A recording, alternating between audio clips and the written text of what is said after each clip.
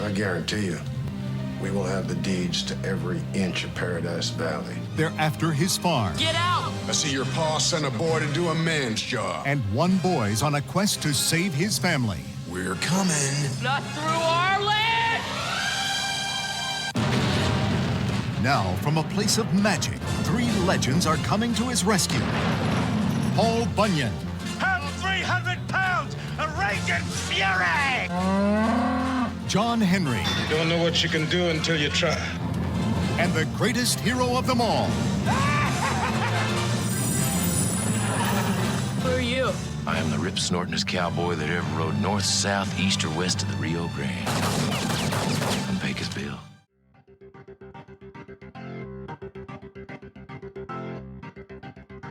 Hello, hello. I'm Katie, and welcome to Retromade, your pop culture rewind. Today, we're going to do something a little bit different with the movie. We are going to go back to March 1995, but for a Disney family movie. It's a fantasy adventure western called Tall Tale. Anybody hear of this Tall Tale movie before? And as always, we'll touch on all of the other happenings of the time in the time capsule. I couldn't be happier to be joined by my guests today, Seth and Michelle from the Movie Friends podcast. Thank you for joining me. Hello. Hi. Thank you, Katie, for having Please us. tell us about you and your show. Seth, why don't you take it away? Because you just wrote like a beautiful summary to come up with like how to sell our show. And I think you should sell it. Oh, okay. That's a lot of pressure.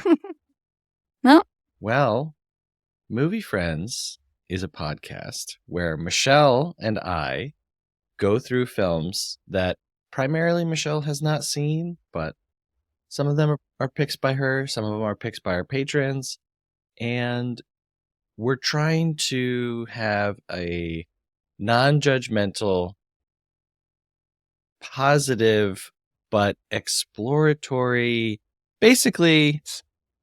We don't always feel the same about the films. Yeah, I bet. But we're more interested in being friends than in being right. And so that's kind of our whole thing. Just because Michelle doesn't like a movie doesn't mean that she's wrong or I'm right. And we want to know why each other feels the way that we do about each film. Yeah. Like Seth is there for the movies. I'm there for the friendship, I think is the short I of love it because it's like Michelle has seen 0 movies.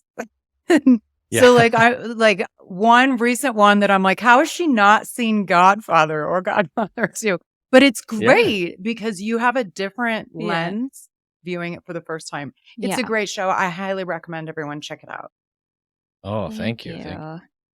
Before we get into the time capsule, I just wanted to remind you all that there will be a bonus episode that I'm going to be covering March, a little after the new remake of Roadhouse. Have you guys heard that there's a remake of Roadhouse? Yes, I'm ready. Michelle, have you seen Roadhouse? Okay, so funny enough, I told my sister I was coming on this podcast and talking about Tall Tale and Patrick Swayze, and she's, you should have done Roadhouse. And I was like, I don't know what that is. It's pretty fantastic. No, I don't know what the first one is or the remake It's a singular is. vision of cinema. Okay. It's great. It really is. Would probably be wild to hear Michelle's view on it, having never seen it before, because it's a very nostalgia hit for people like Seth and I, I'm sure. But I wanted viewers to, this is your reminder, to watch the remake that comes out in March with Jake Gyllenhaal. Because I'm going to be doing a bonus. I already covered Roadhouse on Retromade. So it's a follow-up to that. So that's just your reminder to watch it as soon as it comes out, because I will be spoiling it.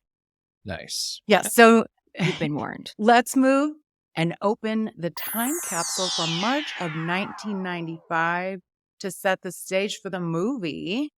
So prime time TV at this time, this would be the 94 to 95 season. The Nielsen top 10 shows include Seinfeld. This is probably their peak at Seinfeld. Are you guys Seinfeld people? Very much so. Absolutely. Yes. Absolutely. Grew up on it. Yeah. My parents I watched them with my parents. Yeah. So every week. We both grew up on Long Island, so it was like New York. Oh, that's right. Perfect. Yeah.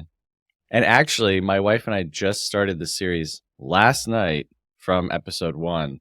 And it's crazy how much changes from just the pilot to the second episode. But yeah. I'll bet. I recently covered another Patrick Swayze movie, Next of Kin, that was from 1989.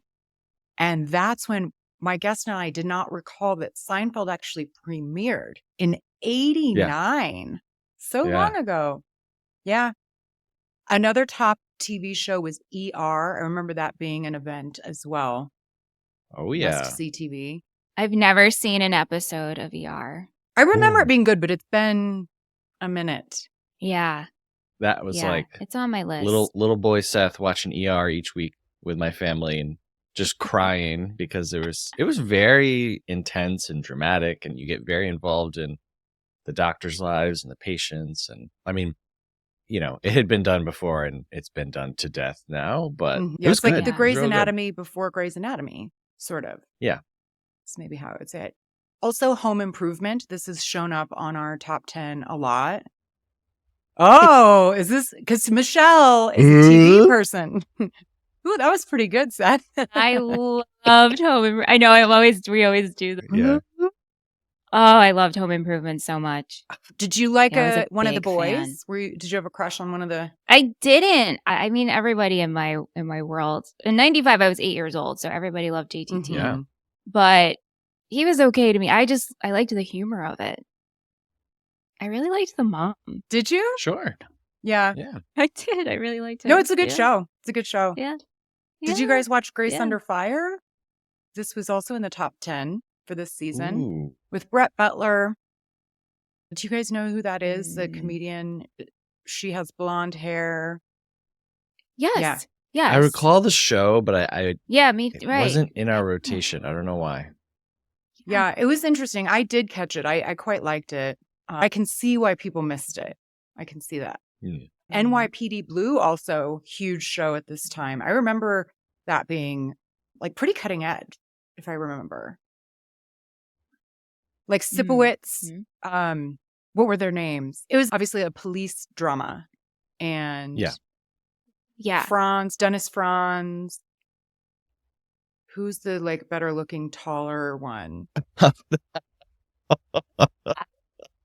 Dark, Poor dreamy, Dennis like Franz. dark and handsome. I forget his name. Yes. You guys are probably screaming Yeah. listening to this, but yeah. And then Murder, She Wrote. Anybody watch Angela Sure. Lansbury? Oh yeah, my babysitter. We used to watch that together. I do remember that. So it had come up before. It was on for like 16 seasons or 12 maybe, but a long time.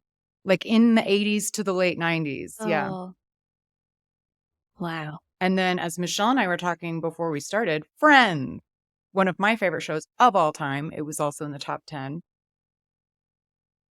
Love it. Yeah, I am a Friends loser. I've Why seen do you have maybe to say loser? 5 episodes. Oh, that's Well, why. That's why. You've not yes. seen it. Then that's Yes, true. You yes, are. No, yes. I'm just kidding. Yes, there are Friends winners and there are Friends losers, and I find myself at the very bottom. I've never found it interesting or funny. I don't know why. The funniest part to me is when they look at the dude who's naked across the way, right? Yeah. Naked ugly Yeah. guy or ugly naked guy? Ugly naked. And they poke him with the they Chinese build the stick to poke them. chopsticks. Yeah, Yeah. I The chopsticks. I thought that was a funny kind of recurring thing, right? That recurs, right? Or is that just the one Yes. episode I saw? No, it recurs. Yes, Yeah. That's a thing. Mhm. Yes. Yes. What about Roseanne? That's a Michelle. I love Roseanne as well. loved I love Roseanne it. So I don't know. much. What were you Yeah. watching, Seth? In the mid 90s. Well, so I've actually talked about this with Michelle before, and it sounds horrible. So I grew up very poor, so keep that in mind with what Okay. I'm about to say. Roseanne always really bothered me because I was like, why is your house so messy? You know what I kind of liked about it was that it wasn't so polished like every other show. Right. Right. Yeah. That didn't sit right with me. And I think it's just because it was very, like, looking back, that was great. And they did a similar thing with like Malcolm in the Middle. Mm-hmm. Yeah. where it just felt like a very realistic, attainable, normal home. Mm-hmm. And I guess at the time I was just used to seeing TV sets Yeah. for homes. And this was like, oh, what is wrong with this family? And they're busy. Everyone's wearing sweatpants all the time. What a perspective, Seth. Yeah, What a judgmental little perspective. boy. It's also Get it like together, wow. The Roseanne. Middle. Did you guys ever see The Middle, like a newer show? with Yes, The Patricia Middle Neal? is great. Yeah. I It's this- really love yeah. The Middle. In a similar way. I'm like, I like that it's more like a regular, like their washer and dryer are mismatched and, Yeah. things like that. Yeah. Yeah. The last show that was in the top 10 in the 94 to 95 season was Mad About You. Mm-mm. This doesn't seem We like did a watch that. kid show. I do remember liking it, but it seems more like adult oriented. It's a smart show. I like it. Yeah, I really liked that one. I started watching that again a couple of years ago. I don't know. There's something about all those shows like Seinfeld, Mad About You. Yeah. Frasier Mhm. was a big one that I grew up with. This is what my parents Mhm. watched. There's also another one, not to get off the 94, 95, but Caroline in the City, I love. This was Was that its, Caroline Where Ray? she was Yeah, she was a cartoonist. this was its That was premiere Caroline Ray? season. Actually, not Caroline No. Ray. Was it it? was Leah Thompson. yeah. Oh, okay. Yeah. Okay. And you can't find it can't- anywhere to stream. Oh. I've gone on rants Oh my about gosh. this and I'll save it, but like, I'm just ready to buy That's it. interesting that you Just brought wanna that up watch it. because I actually was going to skip Yeah. past because a lot of times during these I talk about like notable finales and premieres, but we already Yeah. covered those in the Tu Wong Fu Thanks for Everything Julie Newmar Mm. episode from 95. But Love that Caroline in the movie. City, I do recall that it premiered this year in 95.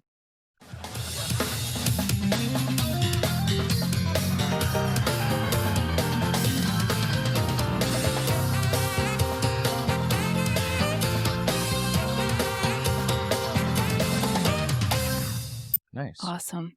Awesome.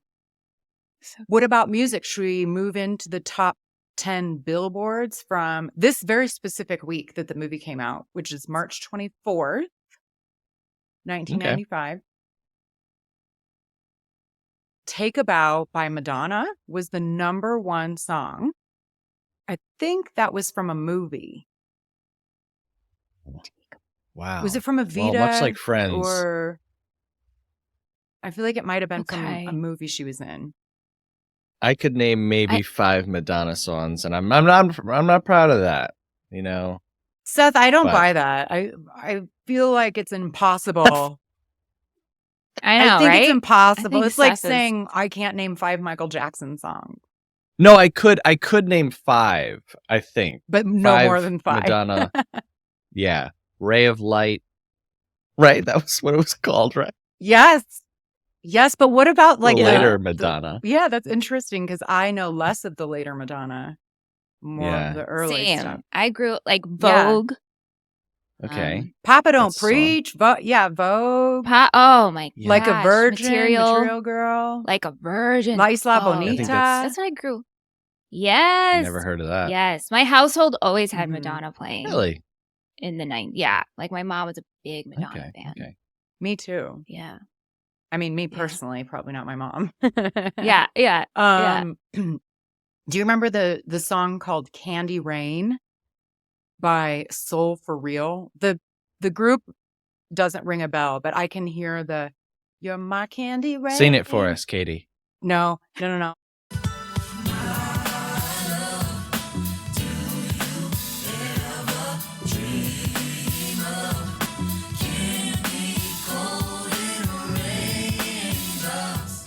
Awesome. I bet I've heard it. I'm so bad with song titles. Like I'll know a song, but like you give me the Oh, title, yeah? I'm like, I'm usually pretty Yeah. good, but this I'm 0 for 2 so far. This is I think embarrassing. I would be surprised if you don't know it. Yeah. didn't. Dun, Yeah. Yeah. Yeah. Yeah. Dun, dun, dun, dun, dun, dun.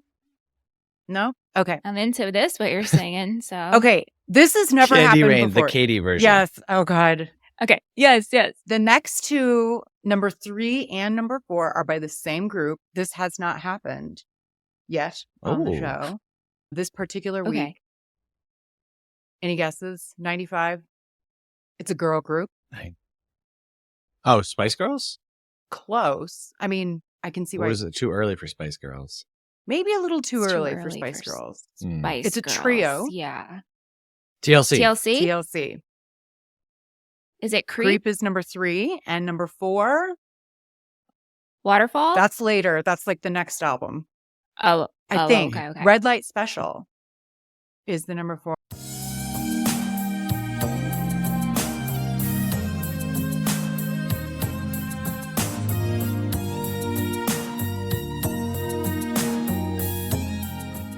Song. Oh, yeah. Okay. Mm-hmm. yeah. Go TLC. I had the Go TLC. I had their cassette. That was like one of my first cassettes my dad bought me. Oh. Was TLC, and I had Biggie too. Nice. 8 years. Oh, you just Nice. wait. We got Yeah. we got a Biggie song on here too. Oh, nice. Okay. But between TLC and Biggie, the number 5 song is "Strong Enough" by Sheryl Crow. I do recall that being pretty big. Big song. Nice. Good one. Sheryl Crow's great. And then number 6 song Love is her. the Notorious B.I.G. with Big Papa. 95, Nice. guys. Wow. Great. Number 7 is "You Gotta Be" by Des'ree. I don't. You gotta be. Oh, yeah, gotta sure. be, That's a great song. Mm-hmm. stronger. Yes. Yeah. Mhm. Yeah. Yeah. Then Brandy's "Baby." Okay. And Yep. the next one, I don't know if I'm familiar with. It's the number 9 song is called "If You Love Me." The group is Brownstone. Probably I should have looked it up If beforehand. "If You Love Me" by Brownstone. I bet we Yeah, all know probably. it. I Yeah. bet we. Sometimes if I have there's no time, I way look we them don't. up, but I didn't. Sure. And then Yeah. The Real McCoy with "Runaway" is number 10. I feel like I know The Real McCoy, but I can't place "Runaway" just yet. But yeah, Hmm. those are the top 10 billboards for the week that Tall Tale came out. There's like Wow. a lot of news and events for this time that popped up. So Belgium apparently used to have like mandated military service, and Okay. they ended that in March of 1995. And then Nice. George Foreman loses the WBA boxing title not because he lost the fight, but because he refused to fight Tony Tucker. Like, you have mandated Oh. fights, like you can't go forever and Yeah. not take on opponents. So he opted not to fight and therefore lost his title. Whoa. 95. Wow. I wonder Interesting. why. I don't know. Yeah, Unless he was right? afraid. I don't know. Afraid to lose. I'm not sure. I remember hearing a lot about like the Tsars in Russia at this time, like Tsar Nicholas II and their family. Oh, sure. Mm-hmm. Um, Yeah. Their graves were found apparently in St. Petersburg in March of 95. You guys might remember this. I don't, being from New York. New York in 95, this kind of surprised me, becomes the 38th state to have the death penalty. Like, they reinstated it Oh, wow. in 95. But they didn't actually execute anyone because it was later abolished again, like in the 2000s. We just wanted the option. Yeah. I don't know. You guys could tell me more about that. I know. I can't. Some lawmakers were walking down the street and they were like, people move too slow. I wish I could kill them. Like, wait, that's a good idea. But when it comes down Wait, to let's it, take that away. we're not gonna. Mhm. Right. Yeah. Right. I thought that was interesting. Now, this is night, you guys. This again shocks me sometimes. The news. 95. Mississippi House of Representatives formally abolishes slavery and ratifies Oh, the yeah, 13th crazy. Amendment. What? 1995? Yeah, it's crazy. Oh. It's crazy how many Oh, of wow. like old time laws just kind of got pushed away until it was no longer like a hot button Mhm. issue. Mhm. And then years and years later, like, oh, we never did that. Oops. Crazy. Super crazy. Wow. Yeah. Yeah. Michael Jordan announces that he's ending his 17-month NBA retirement and rejoins the Bulls. Do you guys remember that? Okay. Yes. Yeah. Yeah. He's like, I'm Michael retiring. Jordan was like Guess not.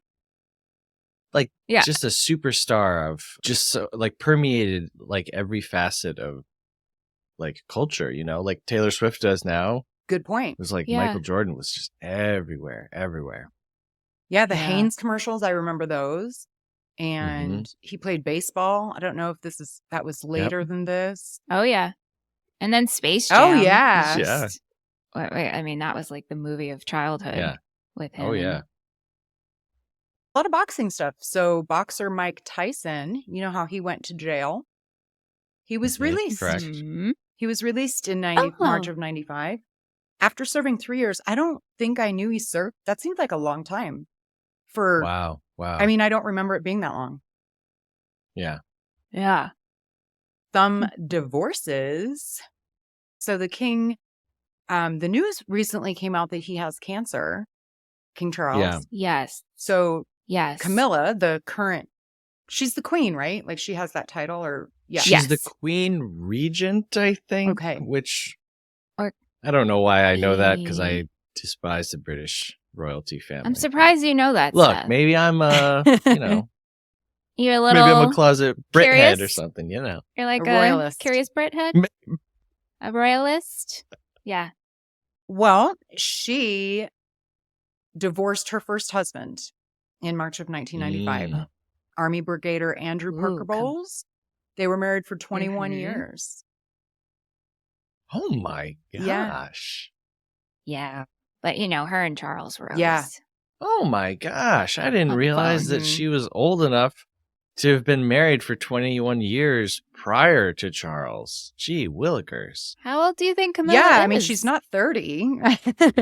I know. What is that? Like, do you know who Camilla is? I know who she is. I just Okay. Well, No, they Yeah, loved each other wow. from the get. They should have just got married from the beginning. I don't know. I I know. know. Yeah, it's insane.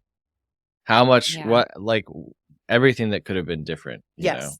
yeah. So different. Seriously. Yes. And then, oh my God, I kind of forgot this happened. Julia Roberts was married to Lyle Lovett. Yes, Lila. Yeah.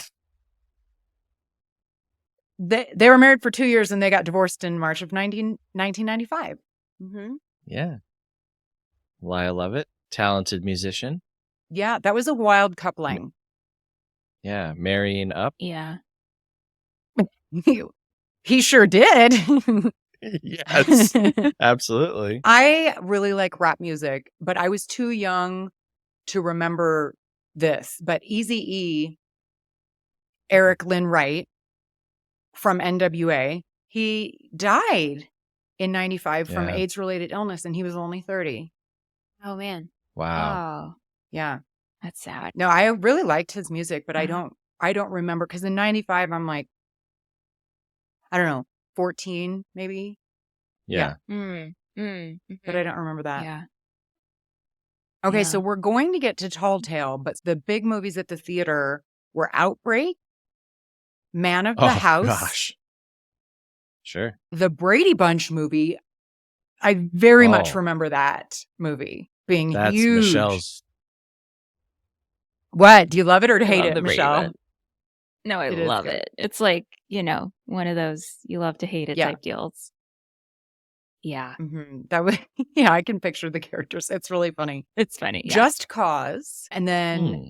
the next two. I'm not placing Just Cause, but Pulp Fiction was one of the biggest movies at the box office. But what's funny about that is it was still topping the box office in March, but it was actually released the prior October, and still people are still going to the theater Wow. to see it. Wow.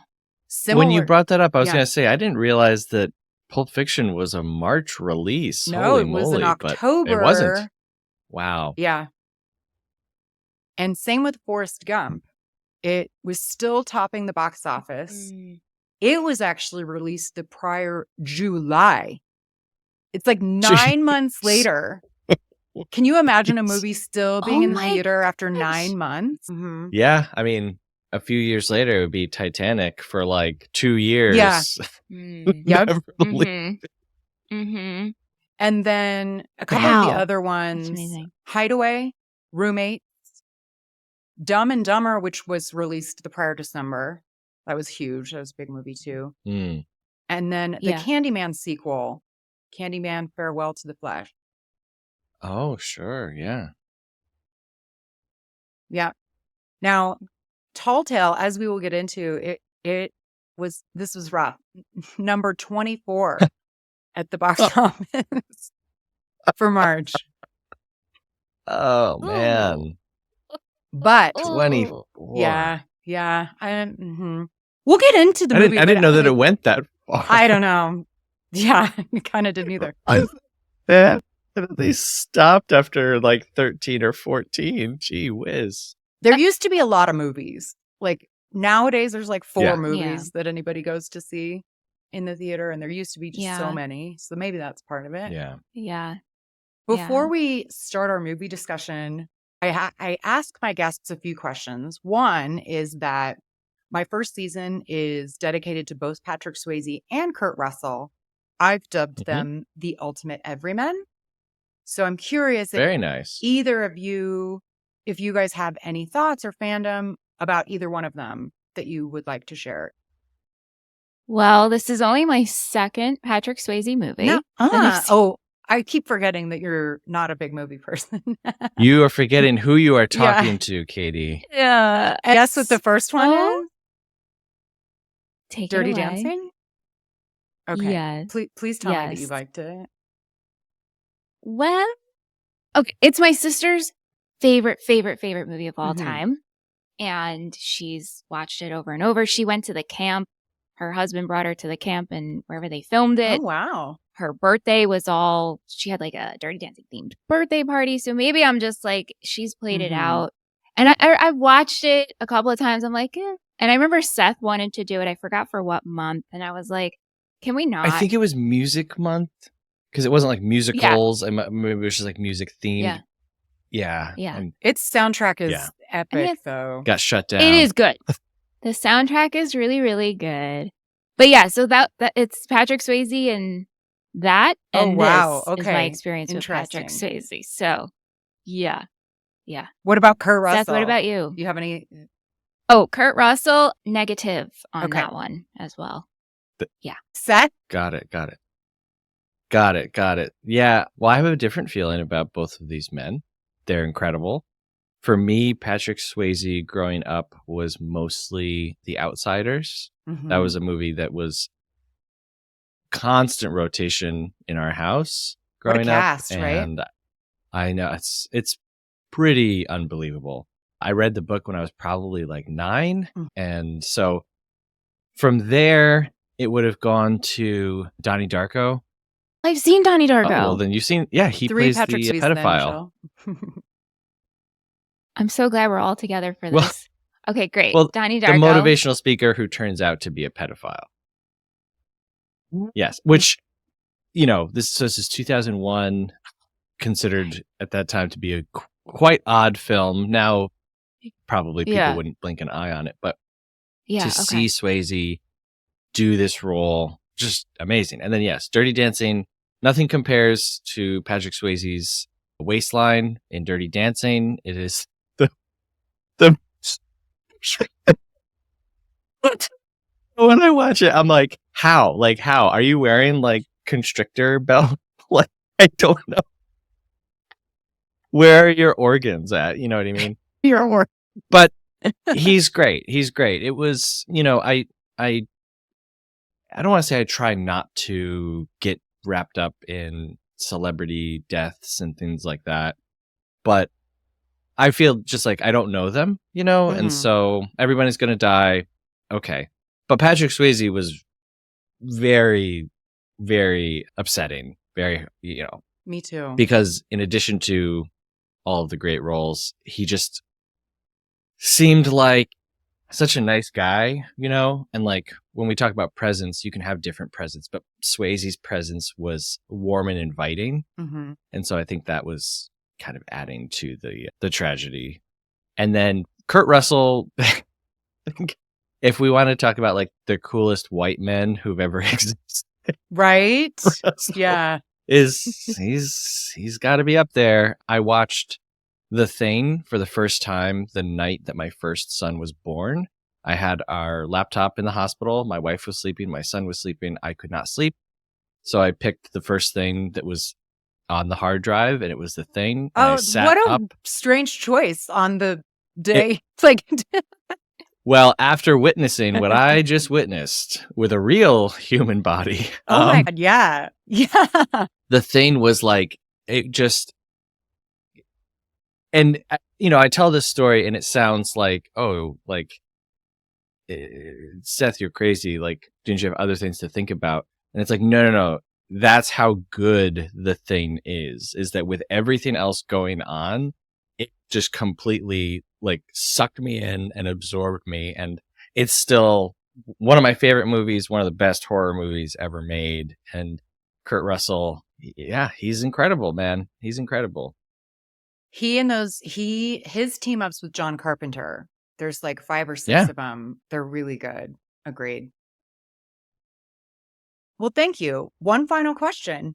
Michelle, I don't know if you will have thoughts. You may.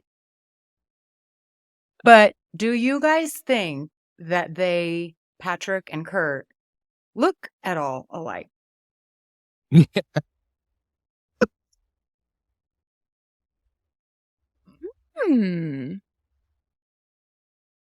I feel like I have to stare. Yeah. Well, big headed white dudes. Yeah. Big headed. Is it goes no further than that for you, Seth?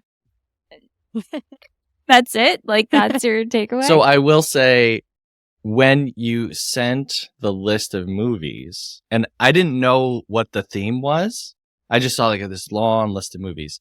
And a lot of them are lesser known films for both of the actors. Yeah, we're getting down I to immediately those. jumped on Letterboxd. Yeah, I immediately jumped on Letterboxd and started going through. And it took me, I will say, maybe 6 entries to be like, oh, wait a minute. This is Patrick Swayze and Kurt Russell. I was like, are we doing all? Did I not Like, tell you guys they got that? confused in my head because I just saw their faces on the posters. And so I was like, it took me a minute. So I guess I will say yes, at least subconsciously, I was like, this is the same man that I'm looking at. Yes. They do. They look like they could be related cousins.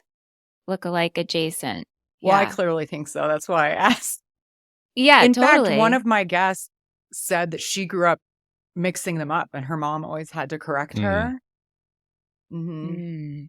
But obviously, see I it. do think that Totally. they have similar qualities. They're both just like legitimately like nice dudes too. And they Yeah, are both yeah. very attractive in an ordinary sort of way, like approachable. And the roles they Yeah. play a lot of the time. So I have dubbed them the ultimate everyman, obviously. So Very nice. I love it. I love it. shall we get into the movie Tall Tale? Ooh. Yeah.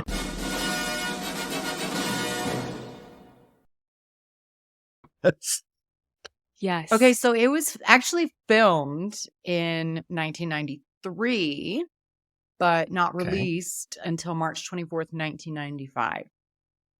Okay. PG, this is the first like Disney family friendly movie that we've done. Aside from, I guess I did do Fox and the Hound, where Kurt Russell voices Copper. Yeah. Outside of that, Oh. but Have you seen that one, Michelle? oh my well, god, that's 4.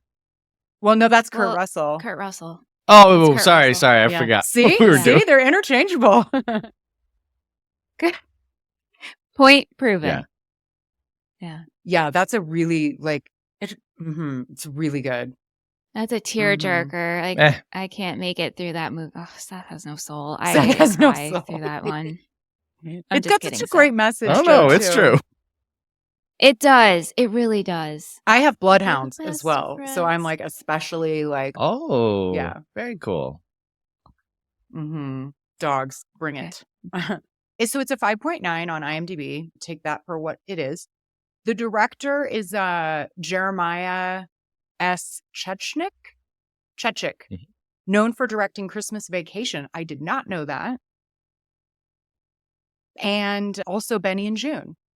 And then a fair amount of TV directing as well. The writers... Love Benny and June. I forgot about that one. Quirky. Oh, it's so good. So good. Of its time, for sure, too. Steve Bloom is one of the writers. He kind of has a niche. He also wrote James and the Giant Peach, Jack Frost, and The Sure Thing. And very different from that, the other writer is Robert Rodat. And he might sound familiar because he also wrote The Patriot and Saving Private Ryan. So those are very different from Tall Tale, right? Very different. Very different. Okay.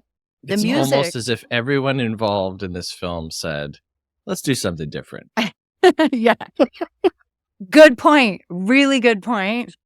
Except for the movie or the music guy, because Randy Edelman did the music for this, and he is known for this kind like Beethoven, Drop Dead Fred, which is a good one. Michelle, if you haven't seen that, you should watch Drop Dead Fred. Oh, we covered that one. Oh, that was one of my childhood staples. I don't think I've heard that episode yet. Yeah. I need to find it. Yeah. Oh, it was a Patreon episode that we did. Yeah, we do bad movies on Patreon. What a wild one, Drop Dead Fred. Yeah. God, what a weird movie. It is. Randy Edelman also did Kindergarten Cop, Twins, Ghostbusters 2, and also, I thought this was interesting, the theme from MacGyver. Oh, very cool. I did like the music for this movie. I thought the music was I pretty did too. I thought it was one of the best parts. So we have a young boy's imagination summons cowboy legend Pecos Bill, who helps him save the family farm from a greedy land grabber with the help of a lumberjack and a railroad worker, the pretty famous ones that we'll get into. They all embark on a surprise-filled adventure. Okay, so Patrick Swayze plays Pecos Bill. He is one of the characters from one of the tall tales that are told. We have Paul Bunyan. You guys grew up reading about Paul Bunyan, the legend of Paul Bunyan? Of course. And Blue. Blue, Babe. Yeah. Babe the Blue Ox. That's right. That's right. I would bet you $1 bazillion that nobody would ever guess the actor who played Paul Bunyan. Obviously we know, but for knowing the other films that he's doing around this time and then revisiting this now as an adult who knows who Oliver Platt is. Yeah. I was like, okay. All right. He's going for it here. It's absolutely. It was a different take on Paul Bunyan because I guess the normal way to do it was just find some big dude. But Oliver Platt plays Paul Bunyan. I thought it was kind of an interesting take. Yeah. Yeah. I agree on that. And then John Henry, another character, is played by Roger Aaron Brown. The only things that I think you guys might know him from is RoboCop 2, Cobra, and Action Jackson. Timely because Carl Weathers recently passed away, the star of Action Jackson. Yep. The son, the little boy, or 12-year-old boy, I think he's 12, who's kind of like our main character that the stories are told around. His name in the movie is Daniel Hackett, and he's played by Nick Stahl, who was a child actor that was also in A Man Without a Face. That was in 93. And then he was in some teen movies like Disturbing Behavior. So he would have been like a teenager then, I think. And he was also played John Connor in Terminator 3. That's who Nick Stahl is. Did you guys recognize Scott Glenn, who plays the bad guy? Are you familiar with Scott Glenn? He's like the forever 50-year-old. I think when he was born, he was 50 years old. He's one of those guys. Yes. Yes. Yeah. So I love The Keep, Michael Mann film, The Keep. It's real weird, especially when you look at it as like a Michael Mann movie. But Scott Glenn played Stick in the first Daredevil Netflix show. And that was like when I first was very familiar with him. And so watching this, I was like, oh. But I couldn't quite place him, honestly. I try not to look at too much up about a film before watching it. Yeah, no, that's smart. He looks different and so in I was this like, with the who long is this hair. dude? But I know him, but yeah. Yeah. well, we talked Yeah. about him, listeners, because he was in Backdraft with Kurt Russell. Mm. So we talked about Scott Glenn in Mm. Backdraft and how he looks like he's 50 years old always. The character he plays is the evil guy. He's the bad guy in this, J.P. Styles. Yeah. Who's the land grabber, the Yeah. greedy guy. Yeah. And then the Jonas Hackett, who is Pa, Daniel's dad, is played by Stephen Lang. And we Yes. talked about Stephen Lang in the Tombstone episode because he is in that movie. I have an interesting bit of trivia about there was an interesting person who was supposed to play Pa. I'll come back to it in a second. Ooh. Jared Harris plays the head thug pug. And then we get Catherine O'Hara in this. Yes. Moira. Yes. Queen. I love her. I love all of her like Christopher Guest stuff. I love her. Yeah. She's great. She plays Calamity Jane. I actually kind of thought she was going to be in it more than she was, but I know. Dude, same. don't get me started. I was, We wanted more of that handsome woman. yeah. Yeah. They're doing all the character introductions one at a time, and everyone sticks around. Mhm. And then Calamity Jane comes in, and so you think, hey, great. Here she is for the movie. One scene, done. Horrible. Horrible, horrible, horrible. It's because Pecos Bill was less than gentlemanly with her, I think. Right, Right. yeah. You know. Right. Yeah. Then the last person, whose actual name is Moira, Sinise, she plays Yes. Yeah. Sarah Hackett, the mom, Daniel's mom. And yes, she is Gary Sinise's wife. She is also in Terminator 3. She was also in that. And she is also in Breakdown, a Kurt Russell movie that we will soon be covering on this show.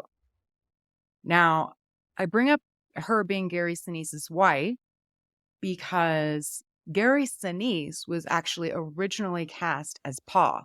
So they were going to play husband and wife on this. Oh, interesting. He backed Wow. out to but be a big player in Forrest Gump. Mm-hmm. How happy do you think he was with that decision? Right. Can you imagine? Oh man. There was one other character I just wanted to call out, and I don't know if maybe we were gonna get to him, but William H. Macy is in this movie. Yes, he's not credited. And he looks exactly the same. Yeah. He's not. Yeah. And I'm like, how are you age? I thought so too. And then I was like, he's not in the credits, or I maybe missed it, but he wasn't in the credits. Did you see him in the credits? Yeah. No. And so then I wrote it in my notes and I'm like, no, that's gotta be him. And so then I Googled him as like William H. Macy in Tall Tale. And it does come up, but there's nothing around it. He's Yeah. like one of like the nothing to solidify. one of Styles's like Yeah. men. Yeah. Yeah. Right. Minions. yes. Yeah. It's I was like, oh, man. it's the crazy same. that he's not credited. Like they give him a speaking part, but Yes, he had yes. already had parts in Barton Fink, Radio Days, Benny and June, Searching for Bobby Fischer, like movies that you've heard of and Well, that people watched.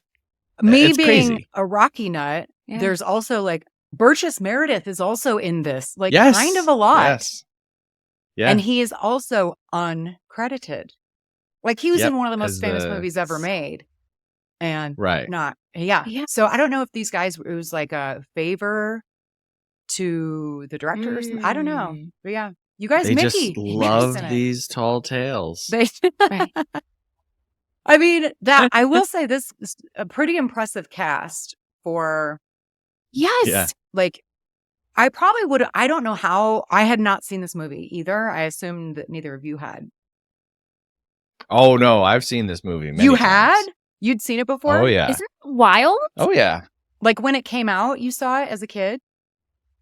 This would definitely not have been a theater movie, but this was played on TV a lot, and we definitely had the VHS of it. I do not remember this being on because I remember my childhood. There were certain movies that were just like always on TV. I don't remember this. This one missed me somehow, and I probably would have liked it as a kid. I mean, this might be a hot take, but I thought it was pretty well done. I mean, it's so silly, but there are some things about it that are quite nice. But it Yeah. I know, I agree to that. And I felt like it looked oh really my God, good. it looked Like, gorgeous. It really looked good. I felt it looked really I was kind of impressed with that Mhm. part. I was like, this is a wild movie. You know, westerns be westerns, but and it's like and the whole time too, I'm like, is this a kids movie? But the language, I guess it is a kids movie, but this cast. My whole time I'm like going back and forth. Maybe Yeah. that was part of the yeah, it's like a family-friendly adventure movie. PG. Yes. Right. So the Yeah. whole family could watch it together. But it was a huge flop. Right. It cost them $32 million to make, and it only grossed $11 million. Yeah. Oh, Gee, That's kind of rough. Louise. that's real rough. Yeah.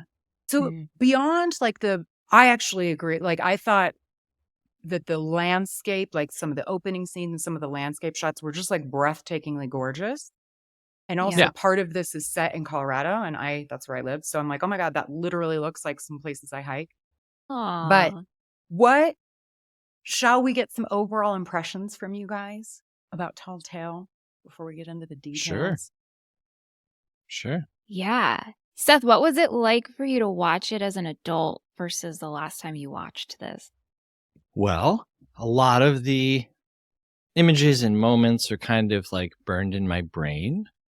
And it's always funny to see what your young brain filters out and just is completely like, we don't need this. Forget it. Forget it. Forget it. So Burgess Meredith, William H. Macy, those were things that I was seeing, for the first time as an adult. The whole, engine of the story was also completely lost to me. I did not remember that this was about land ownership rights. And I'm not surprised that young Seth forgot about this. And I'm not surprised that young kids weren't drawn to this because this movie exists in such a weird middle zone where I was like, who is this for? Like, this isn't for 7 and 8 year olds. And it's not really edgy or interesting enough for like young teens. And then I feel like after young teens, who is going to see this, Aside from with your kids. So, like, yeah, right. Mm-hmm. So it was weird. So it was weird revisiting to watch. Like there was stuff that I remembered exactly. Yeah. Yeah. I know. I liked the overall heart of it. And I really actually really like one of the beginning quotes that Jonas says of just because it's a tall tale doesn't mean it's not true. And I really like that because I feel like you can live your life that way. And just the overall lessons. And I really liked seeing John Henry and Paul Bunyan. And I was like, oh man, it's like coming back to me from childhood and learning about this. So I thought this was fun. I did too. I thought it was real fun. I think Yeah. I probably, it's funny because I probably would have more different feelings had I originally seen it as a kid, kind of like what you said, Right. Seth, but because I hadn't seen it. And like, I totally took in all of the moral aspects of it, the lessons that we were supposed to glean. And I don't know if I would have as much as a kid, maybe. I don't know. Yeah. Right. Do you have any favorite scenes or anything that like really stood out to you? I think the introduction of Paul Bunyan. I really was thinking we were going to have this larger than life figure, kind of looking like the brawny man Yeah. with like, the paper towel guy. And I also just have like, there's landmark of him and his ox that I have a picture of. Like I stood by, I was like, I made my husband take a picture of like, oh, let's see a picture of me next to Paul Bunyan. So yeah. And then when we when we go to eat with Paul Bunyan, it was giving Hagrid, like his hut, from Harry Potter. And so that kind of stuck out to me. But I accepted it. It took me a little while, I have to be honest with you. I really thought Paul Bunyan was going to be different in If my he mind. didn't say who he was, I like didn't know. Yes. Because we're introduced to him. It's Oliver Platt, first of all. And he's in like an Alaska Native American. What it looked like to me was like Alaskan Native old-timey garb. You know? Yeah.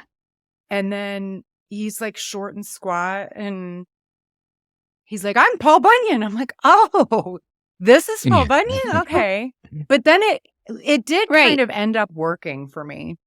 What do you think, Seth? Yeah. Yeah.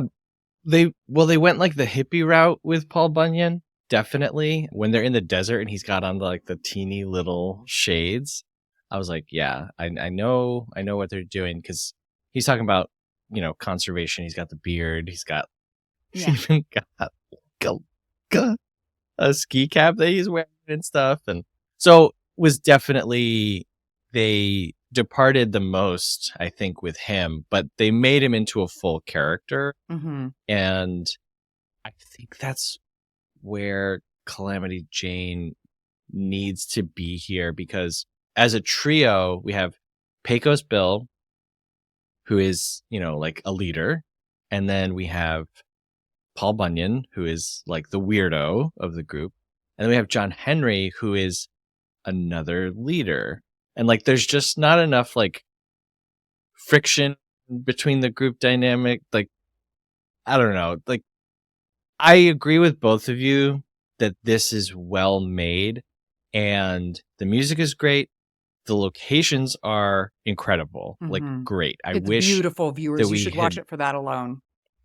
It is really Yeah, pretty. I wish some of like the wide shots we had just stayed there and like had the conversations between the father and the son while we can see like you're doing close-ups meanwhile. Yeah. Like, I would love to see the Chloe Zhao version of this. She directed, most people know her for Marvel's Eternals, but she did Songs My Brothers Taught Me and The Rider. She's one of the best filmmakers about the American West ever. Oh. And so she uses natural light, she uses locations and gets their money's worth, so to speak. Mm-hmm. And so in this, it was so frustrating to see like all the best stuff just out of frame. Like, keep it in the frame. Keep it. Yeah, and I hear let that.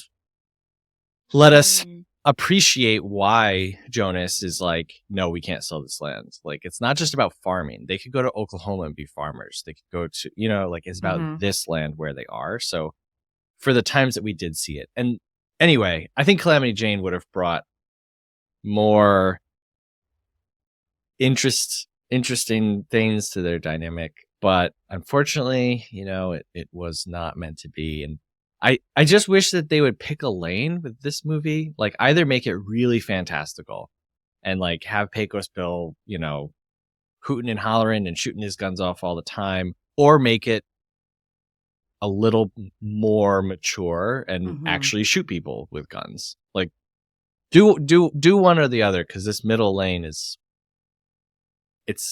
Yeah, I can see at an that hour criticism. and 40. It's yeah. So Pa, Daniel's dad, is telling kind of to set up where we start and where we will end up. It'll be important.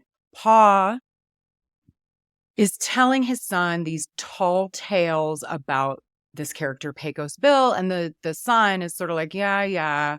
But one of the stories is that Pecos Bill, he's like so accurate shooting, but he doesn't actually want to kill. So he shoots off the trigger finger with 2 guns. He can somehow miraculously shoot off the trigger finger of like 50 guys to disarm them. So, and so the son is like, sure, Dad. Like, so that's kind of where we start. And the son is like, plowing a field. He's not he doesn't understand why this is important to his dad. So that's kind of where we start. And clearly by the end of it, we end up in a different place, but that's kind of where we start out. And I should note that this is set in like 1905 and the family lives in this town of like 95 people called Paradise Alley, which is the name of a Stallone film. Yeah. And so there's a car. So it's 1905. So they like this family is plowing with a horse, you know, so like they don't have machinery. Yeah. And they see a car, and Daniel calls it, what does he call it? A Horseless carriage. Horseless carriage. Horseless carriage. Yeah, I thought that was adorable. Yeah. Yeah. What scene stood out to you, Seth? Anything in particular? Well, I hate to sound like what do you call that? An old drum? A beaten horse? What do you call that? I hate to sound like a broken record. That's it. That's the one. Sorry. Oh. The analogies. Yeah, sorry. But I love the scene in the bar where Pecos gets into a fight and then Jane comes in and you get little bits of all the three characters. And I did like the final scene where he gets run over by a train for half a second and then the characters come back. And, you know, I'm not going to hold this film to any kind of like structure, but it's like, wait, so they're real? Are they? I kind of liked it. Are they real or are they not real? What is that? I liked it too. No, I liked it. I liked it too. I did like it, but it's just like whatever you thought happened. Like, oh, he had a dream. Okay, great. We're back in the real. No, that wasn't it at all. They're kind of like spirit guides. Okay, sure. Yeah. And they're there to assist and yeah. No, I did to like stop that a train. Right. And everyone gathers together. Yeah, I actually like took note. You know, I liked it. There were like the whole, I don't know, the last like 20 minutes or the ending sequence of, so the little boy is now all about saving the farm, and he is trying to physically like stop the train that the bad guy is on. Obviously he can't until he gets help from his spirit guide, John Henry. And he goes under the train. He gets then Pecos Bill comes to like help disarm, and he actually does the thing that the story about him with the shooting off the trigger fingers. He actually does the thing. And then Paul Bunyan's there to chop down the platform of the tunnel and gives the little boy the last chop. And so bad guy dies in the tunnel collapse, and out emerges Daniel to cheers, and the townspeople are all there. I thought it was, I mean, this is a Disney movie. I thought it was really cute. Right. Yeah. And then we cut to Daniel now, like in the field planting with his dad, but now he's appreciative of it, given his experiences he had in the dream sequence with these tall tale characters. And then there's some more stuff that happens that we'll probably get to. But I thought it was really cute. I know, I did too. I mean, Seth, how'd you feel about, and you too, Katie, like just because Seth, can't get over the fantastical of it. Well, I can't. In the Daniel finish. gets Widowmaker. The horse. And Pecos Bill is like, I'm out of here. And the tornado comes and he's like, and I'm like, what a way to It end was it. a glorious ending. Yes. So Widowmaker, you guys, is the horse is beyond magnificent. This horse. Yeah, it's a good, gorgeous. It's a good horse. Gorgeous. It's Pecos Bill's horse, and he doesn't let anybody like touch him or ride him or anything. Hence the name Widowmaker. But at the end, he lets the little boy ride him, and Pecos Bill gives the horse to the little boy because he doesn't need to. He can lasso a tornado to take his exit. That's it. That's right. It's good. It's good. Yeah.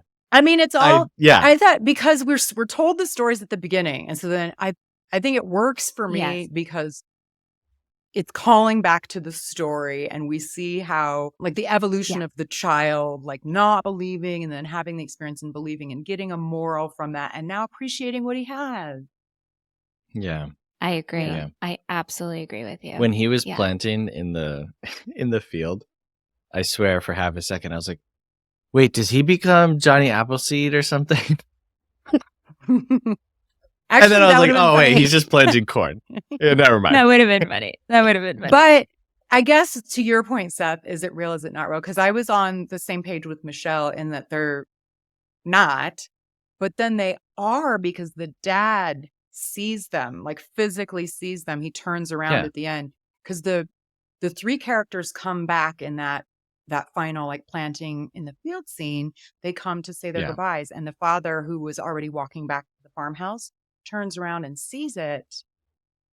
So Yeah. what do you think about that?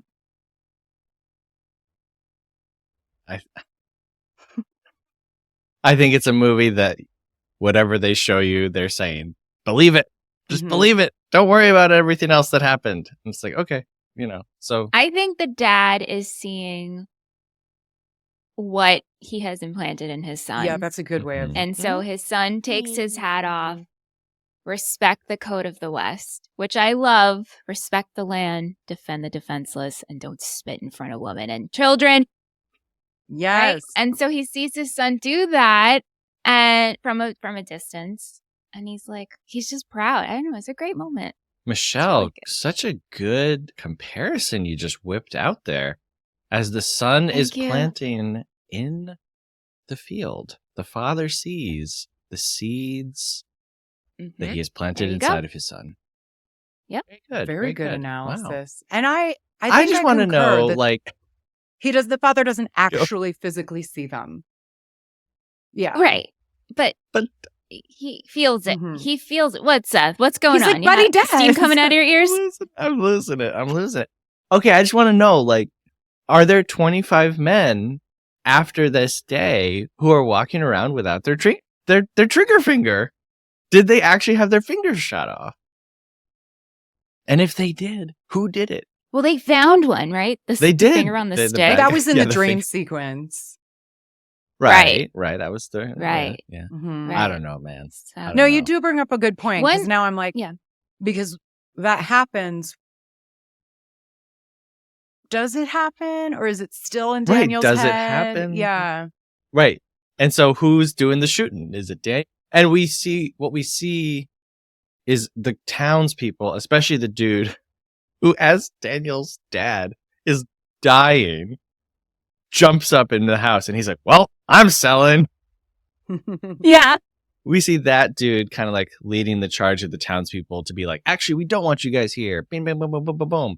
And so, I think a more poetic telling of this story could have been that Daniel is seeing these heroes when it's really the people doing it, but it ain't what the Mhm. movie shows us. But like Yeah, you that's a said, good this is point. a Disney movie. I'm not trying to. Yeah, I think we're apply probably logic trying to to it. look a little too deeply into it, but that's what we Probably. do here Yeah. as, movie podcasters. Yeah. So, Yeah. Yeah.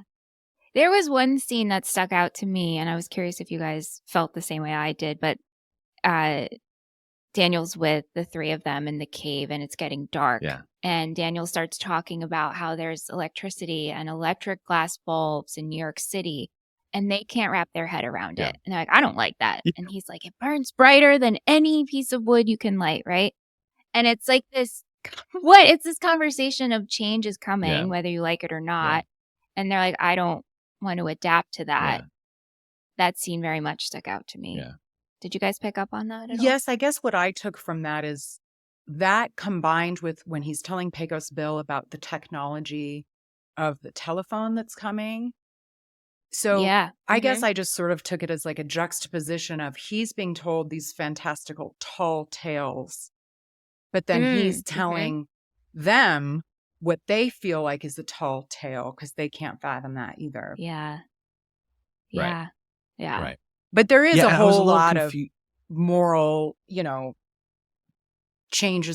changes coming, but some of it not good, meaning, Right. so Styles, the bad Yeah. guy, Yeah. Right. who's a caricature, by the way. I really liked it. Like, there's a point where he's actually stroking a hairless cat on the train, like a la Inspector Gadget bad guy. Yeah. Yes. He was wearing like a bowler hat, long Yeah. hair. He has a cane, the round sunglasses, the like coat with tails. Like he's a caricature of like an evil bad guy. Yeah. Yeah, I was into that whole Mhm. outfit. I would wear that. It's great. Like the little bunny. Give me the cat too. I said to my wife, I was like, you can tell who's a bad guy because they're all wearing bowler hats. Hmm. I was like, before we do this episode, I'm going to look into why bowler hat guys in Westerns are bad. I was like, I wonder if like it was associated with a specific race of people that people didn't like maybe all the Irish people wore bowler hats and we don't like them, right? And so it just kind of became this like handed down thing. And she said, no, that's not what it is. She's like, city people wear bowler hats. And I was like, oh, right. Well, some Yeah. of them had top they're all hats coming- too, That's a good which is thought. also strange. Yeah. But yeah, so that equates to city, Right. I guess. Yeah. Yeah, Pecos Bill's hat. Ooh. I mean, for as beautiful as a man as Patrick Swayze is, this outfit was doing him no favors. But that's just my You opinion. think? Oh, I don't know. I think it worked for him. ooh. I was picking up what he was You putting see down. a dude walk in all of it. to a room with a brim. Yeah, but it's Pecos Bill. It's fine. Okay. I did Alright. actually notice the works for hat me. was like extremely worn. I don't know. I actually like the rest of his outfit went like he's a cowboy, but he didn't have a standard yeah. cowboy Right. hat. Is that kind of where you're going with that? No. stuff? Right. Yeah. Yeah. But yes, he is a beautiful Yeah. man, and this is the first movie that we don't get an ounce of skin from the Sways. He's covered up the whole time. No. Yeah. It's true. Did you like the mustache? It's the note that I took mentally is that I don't ordinarily know, but I will take it on like it's that specific type of, you know what I mean? Like it's a specific Yeah. type of Yes, I like do. Old West mustache. Like yeah. 2 people can pull that off. Yes. 3 people can pull that off. Sam Elliott, Kurt Yep. Russell, and Patrick Swayze. Mhm. Kurt Russell Yep. and Sam Elliott have it in Tombstone. So when I saw Patrick in the Western getup and the mustache, I was like, a la Kurt Russell yet again. Yeah. Did you like the mustache, Love it. Michelle? Yes, for him. It worked for me. I normally am not a mustache Yeah. person. One time my husband decided, I'm going to do this and shave everything else. And we will never do that again. lasted for a very Ever. short time, I would imagine. I was like, I don't know you. You're a weird relative. It was bad. But I felt like in this, as Pecos Bill, it very much worked for the ensemble.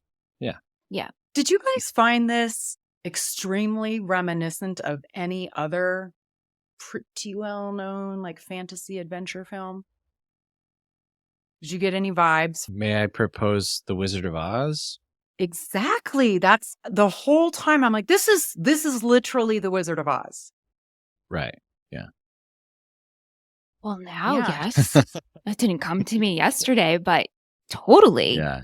A wicked guy and henchman like following the characters, chasing them the whole Yeah. throughout. Dream Yes. sequence, a child trying to get home. Yeah. Characters that you meet Yep. along the way, and then now they're just like with you on your adventure. Eh? Yeah, and just like the journey and experience during that dream sequence, like gives the kid an appreciation of their life and home. I'm like, Wizard of Oz. Yeah. Definitely. Wow. Yes. Not as Babe. Oh, not as good. Yeah, I mean, so I actually went to the movie theater for the 85th anniversary of The Wizard of Oz, like last Awesome. week, to see it on the big screen. You know, it was pretty cool. How was It was that? really good. You see things like there Yeah? were a lot of things that I never noticed on, just on Yeah. like a TV. So Yeah. it was pretty cool. Wow. I haven't watched that in so long. We were just talking about that with a group of friends yesterday about that movie. I was like, it's been a really long time since I've revisited I that. actually was pretty impressed with for 1939. I'm like, dang, this is still pretty Yeah. impressive. Yeah. Mm-hmm. Yeah. Yeah, that whole era of Technicolor, almost everything from that you look at now, and I don't know if it's just comparing to how we do color nowadays, but it looks incredible. Mm-hmm. Agreed. Speaking of color, I love cows. Like I actually like non-jokingly love cows. And so Babe the Blue Ox is an actual, like they dyed him blue. Okay, I'm so glad you brought this up because this was on my, that was like actually one of my questions. Yeah. And I tried looking this up yesterday and I was like, how did we get this animal blue? Was this done in post? No, Could we do that then? They died. well, but in a blue. good way, because I am like a big animal person. And so like Yes. always Same. scared. I'm like, how did they do that? Yeah. Yeah. Yeah. So because this is Seth, I tell you what, Just, yeah, get out. Kick him out, Katie. We are done with you, Seth Vargas. Okay. I'll go. So No, again, I'm this is kidding. like this movie came out in 95, but it was filmed in 93. And so CGI was like not quite with it yet when this movie was made. So he was actually like painted blue, but it was a non-toxic vegetable dye that they used. It looked good. okay. Like he was an actually Yeah, it looks like, good. It did look Yeah. good. And then also the scene where Daniel is trying to break the trio out of jail that Calamity Jane puts them in. He's pulling like Yes. the wall down. So the ox is like chained to the door and like pulling it. Well, so to further ensure that the animal wasn't harmed during filming, crew members pushed the wall of the jail from behind, like giving the illusion that Babe was Nice. dragging it down the street. Nice. Mm-hmm. Babe the Blue Ox. Awesome. Babe the Blue Ox. Great. I'm happy to hear that. Thank you.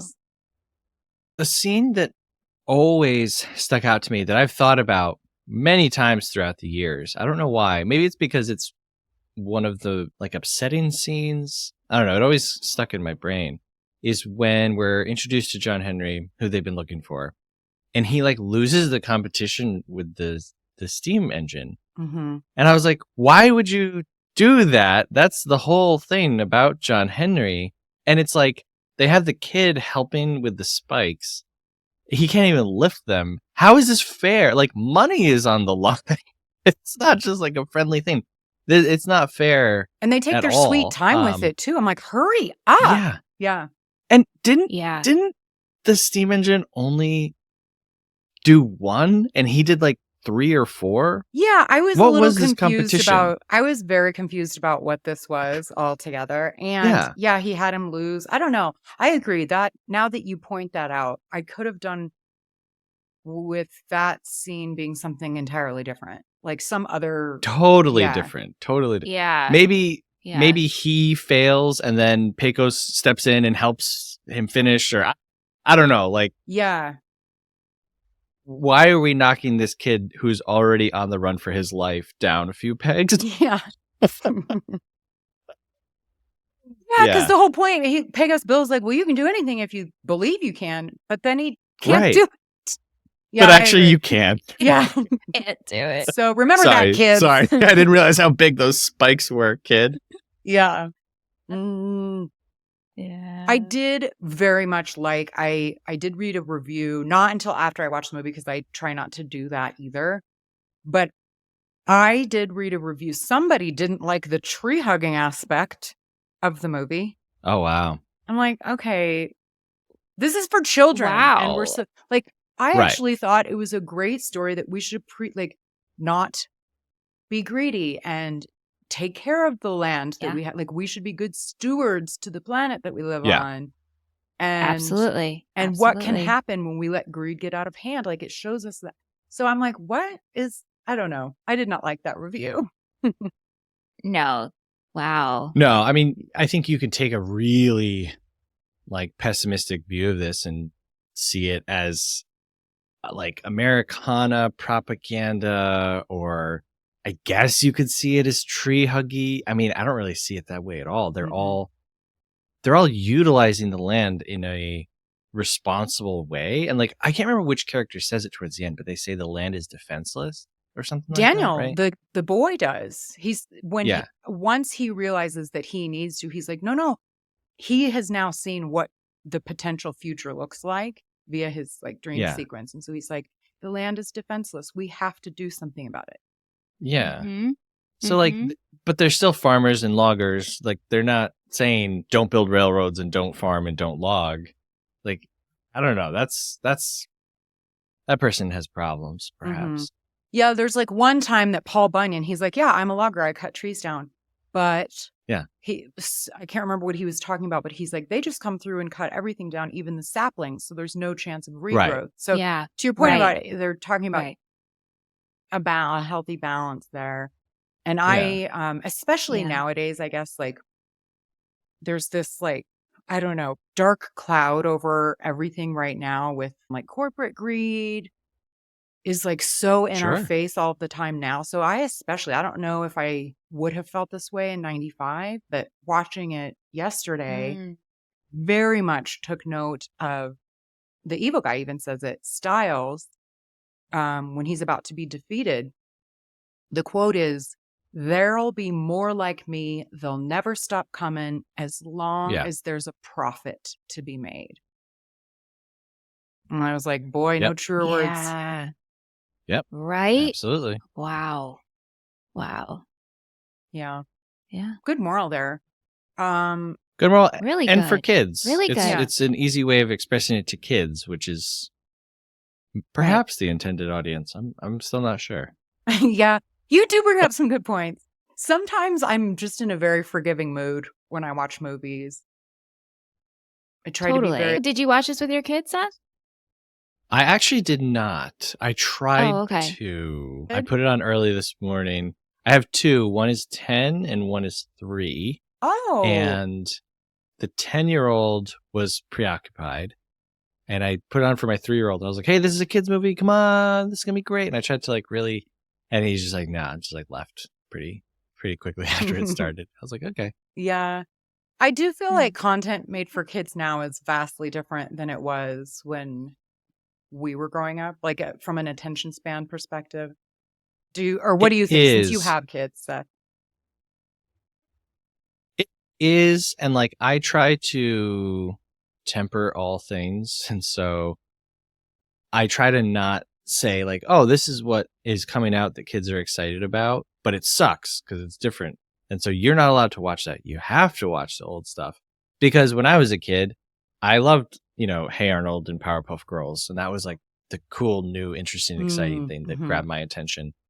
But at the same time, I try to put in older, what I would consider to be better or just different stuff. Mm-hmm. So Are they open to it then? The stuff that you show them? yeah, definitely. Yeah. My youngest son, when he was younger, whenever the Janus Films logo or Criterion logo would come on the screen, he would clap.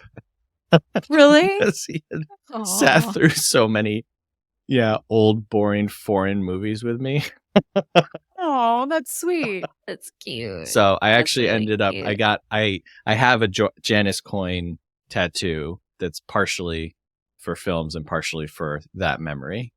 That's awesome. That's cute. Really cute. Well, this family-friendly movie is so not my typical jam. I wouldn't ordinarily be drawn to it, but I am really glad that I watched it, and I probably would have liked it even more when I was a kid. Like we've talked about, it's beautifully shot, really talented cast, provides a good moral, and I think that overall is pretty well done. But for now, it is time to return to the present day reality. Seth and Michelle, thank you so much for joining me to relive a little bit of 95 in this surprising little adventure movie. Do you have any final thoughts about Tall Tale? I'm glad I watched it. Thank you for having us, Katie. I can't wait to talk about this movie. Like for me, this is a really good conversation starter of like, hey guys, did you ever see Tall Tale? That movie that came out in 1995 with Patrick Swayze. No one's gonna have seen it. As Pecos Bill. Right. And so I'm going to a party tonight, a Super Bowl party, and this is what I'm going to talk about. Whoever will pay attention to me and not the game. I'm going to require a follow-up from you, Michelle, about how many people have actually seen it and wanted to hear about it. I will provide to you, Katie. I promise. What about you, Seth? Any final thoughts about the movie? Yeah, I think if you haven't seen it in a while, it's an interesting revisit. It's an easy revisit. You don't necessarily need to be like fully engaged and taking notes and like, oh, twists and turns. Like, it's pretty straightforward. And like I said, the movie just kind of says whatever we're showing you is what is happening. So go for it. I did post about this movie on my Twitter and I got several responses that No were like, way. oh my gosh, Tall Tale. I used to watch this all the time as a kid. And Really? Yeah. I don't know how So- it missed me. the Tall Tailors, they're out there. You like And that? yeah, I mean, yeah, I made a lot of jokes, but I do agree that the movie is competently made. At no point was I like, oh, this is bad. I wish that it picked a lane and was a little bit more passionate about something. I hear that. But yeah. It was And passionate yeah, thank you about very much telling us to for- be stewards of the land, I feel like There you that's what go. it was passionate about. I There you agree. go. But I agree. Yeah, thank you for please- having us on. We're grateful. I'm so glad that you guys were game. We are down to like all the big movies were already taken. So thank you for being game with one of the lesser known Swayze or Yeah, Ford I sent movies. Michelle the list of what was left, and she was like, I don't know. Tell me what we pick. I was like, Seth, well, I looked at it and I was like, I don't know any of these Yeah. sets. So I'm going to look There were several that I was interested in that were left, but I landed on this one because I had seen it, and I was like, oh yeah, Tall Tale. Everyone knows that one, right? Mhm. There is one, I'm not going to reveal it, that I am like shocked no one has picked yet. But because it was like so part of my growing up, but we'll see where it lands in the season. If it ends up being the finale, it'll kind of work out perfectly. But at any rate, Nice, thank very you guys nice. for being game for a lesser known film. Fun, just the same. And you guys were fabulous guests. So if you guys want to hear more from Seth and Michelle, you guys, where can we all find you? You can follow us at Movie Friends Podcast. We are on Twitter and Instagram, and just search wherever you're listening to podcasts. We have new episodes coming out on Mondays. And Seth is always doing new releases that he does. And we have a Patreon if you want to check that out. We have cool stuff happening over there. We're about to release a new Patreon exclusive show on Seventh Heaven. Yes. Ooh, Can't wait for that one. talk about 90s. Yeah, come check us out. Come say Yes. hi. Yeah. Yeah. And thank you all for listening or watching. Don't forget to share the nostalgia with others who might also enjoy Retromade. Until next time, be kind. Rewind.